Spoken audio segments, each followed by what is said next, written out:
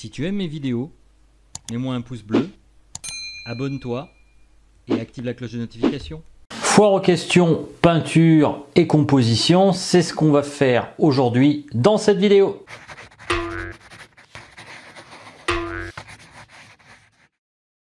Bonjour et bienvenue sur cette chaîne. Alors je me présente, je m'appelle Philippe, peintre éternel débutant, et je vais essayer de répondre à vos questions que j'ai pu trouver dans les commentaires de ma chaîne YouTube pour pouvoir essayer de vous aiguiller davantage encore dans ce domaine compliqué qu'est la création, la peinture, le dessin, enfin la composition en général. Et donc j'ai retenu des questions qui pourraient être intéressantes pour tout le monde, même si j'ai répondu individuellement à ces personnes. Et on va commencer donc par la première question. Alors, première question de Mamoutou Diawara qui me demande comment calculer ou savoir qu'un dessin est bien proportionné par rapport aux dimensions de la toile. Alors pour répondre à ça, bien entendu, on peut appliquer le nombre d'or. Mais ce qu'il faut savoir d'abord, c'est que le nombre d'or, c'est un nombre irrationnel, donc c'est pas non plus une obligation de l'utiliser. Mais si vous voulez par exemple avoir une composition qui a quelque part un certain aura et qui va avoir un rendu, ça peut être utile de se pencher par exemple sur des œuvres passées et de voir la géométrie qu'il y avait dans ces œuvres. Alors très fréquemment effectivement ils utilisaient le nombre d'or, mais ils avaient aussi une certaine forme de géométrie. Par exemple, quand on prend le visage de la Joconde, les yeux et la bouche, on peut les mettre dans un rond. Et ça, c'est assez intriguant. Et du coup, j'ai trouvé en fait un livre qui peut être intéressant parce que bon, c'était un livre qu'on m'avait recommandé quand j'ai commencé la peinture et que m'avait recommandé entre guillemets mon professeur de l'époque, qui s'appelle Au Louvre, un voyage au cœur de la peinture. Voilà. Donc ça, c'est un très bon bouquin si vous voulez vous intéresser en fait à la géométrie qu'il peut y avoir dans certains tableaux. Et comme vous pouvez voir par exemple ce tableau là de Charles Lebrun, alors je vais essayer de vous le montrer à l'image si on peut. Eh bien, vous avez une géométrie et une forme donc de triangle. Alors on voit d'ailleurs le schéma au niveau de la comment ça s'appelle, du dessin, qui est schématisé ici, et donc c'est assez intéressant de voir justement qu'il y a toujours une forme de géométrie. Alors vous pouvez aussi vous inspirer des grilles de composition. Les grilles de composition par exemple, c'est ce qu'on trouve dans les appareils photo, et donc vous pouvez très bien par exemple partager votre tableau en 9 cases, c'est-à-dire de manière vraiment assez proportionnelle. Alors il faut savoir aussi que les toiles, comme je l'avais dit, les toiles au format français sont normalement proportionnelles, et donc le long de ces lignes, vous allez essayer de placer les éléments les plus importants de votre tableau, et comme ça vous aurez un rendu plus intéressant au niveau de votre tableau. Alors c'est pas systématique, mais je trouve quand même que c'est assez intéressant de l'appliquer. Si les anciens maîtres l'utilisaient, eh bien c'est bien qu'il y avait une raison. Donc voilà, je vous en laisse seul juge. C'est à vous de voir si vous estimez en avoir besoin ou pas. Et si vous voulez en tout cas en savoir davantage, essayez de vous procurer ce livre. Je vous mettrai le lien dans la description si j'y pense. Et vous verrez, c'est assez intéressant justement de voir comment sont structurés les tableaux. J'avais d'ailleurs aussi fait remarquer dans une de mes vidéos que la Joconde par exemple, on la trouve dans un triangle, et donc c'est pas un hasard non plus.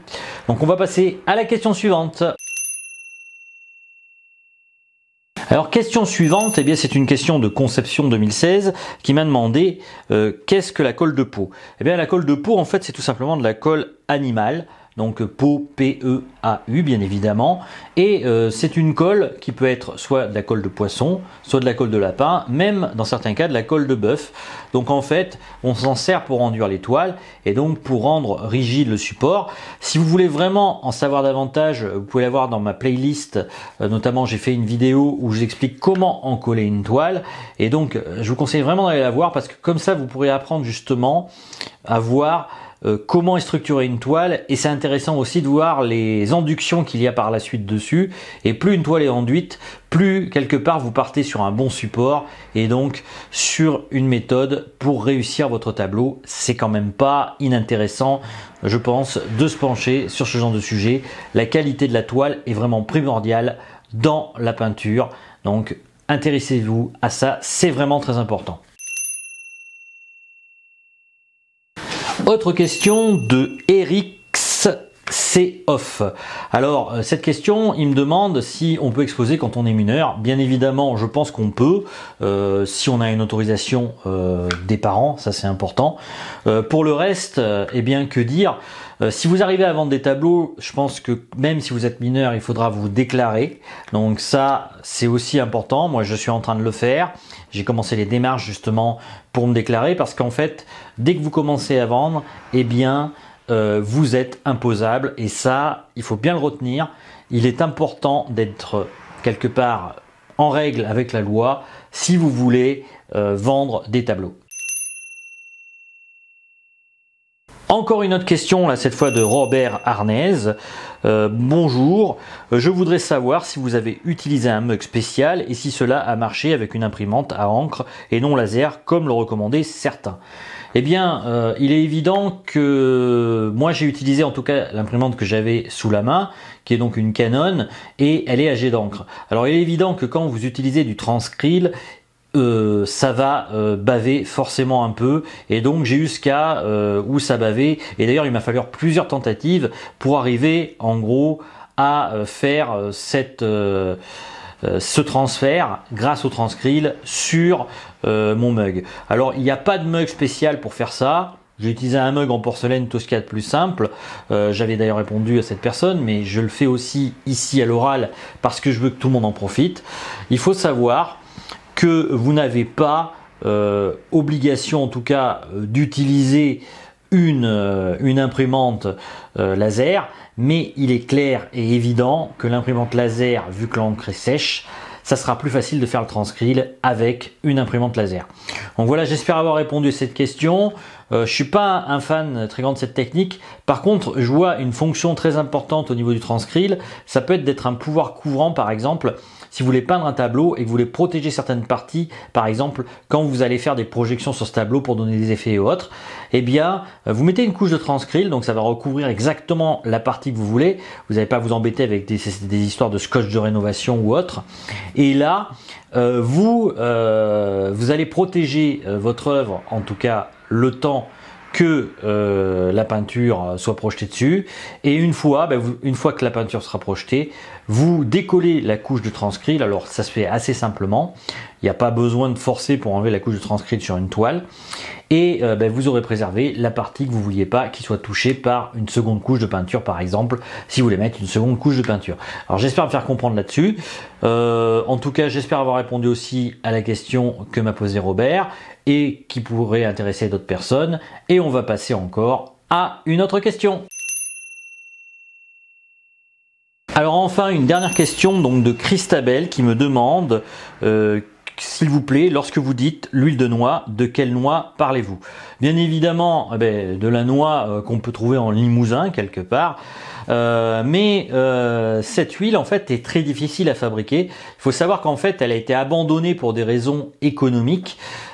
Tout simplement pour une raison, c'est que c'est très compliqué d'arriver à créer l'huile de noix.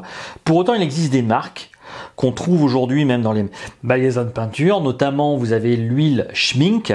Alors, vous allez voir le flacon qui va apparaître, et l'huile de noix a quand même des avantages par rapport aux autres huiles si vous voulez peindre justement, notamment avec de l'huile bien évidemment. Eh bien, c'est que cette huile n'a pas tendance à jaunir ou même à être trop fluide avec le temps. Alors, on peut objecter ça par exemple à l'huile d'œillette qui a tendance justement à ne pas durcir assez. Et vous avez le problème aussi avec l'huile de lin qui, elle, a tendance à jaunir avec le temps, ce qui n'est pas le cas de l'huile de noix. Il faut savoir d'ailleurs pour la petite information qu'en fait les Grecs l'utilisaient, donc en fait l'huile, la peinture à l'huile est assez ancienne si on y réfléchit, vu qu'elle a été utilisée par les Grecs, mais que c'était assez compliqué à utiliser, et donc c'est pour ça qu'en fait on a laissé tomber ça parce que la fabrication était très longue. Donc voilà. Alors pour aujourd'hui, je vais vous laisser. Si vous avez d'autres questions, n'hésitez pas à les mettre dans les commentaires. Je tenterai d'y répondre avec mon niveau artistique qui n'est pas forcément le meilleur, je tiens tout de suite à le dire, vu que je m'estime toujours comme un peintre débutant. Et puis pour ceux que ça intéresse, ils peuvent télécharger mon guide du peintre débutant qui est disponible sur mon site chatinspire.fr. Pour aujourd'hui, je vous laisse et je vous dis à ciao pour une autre vidéo.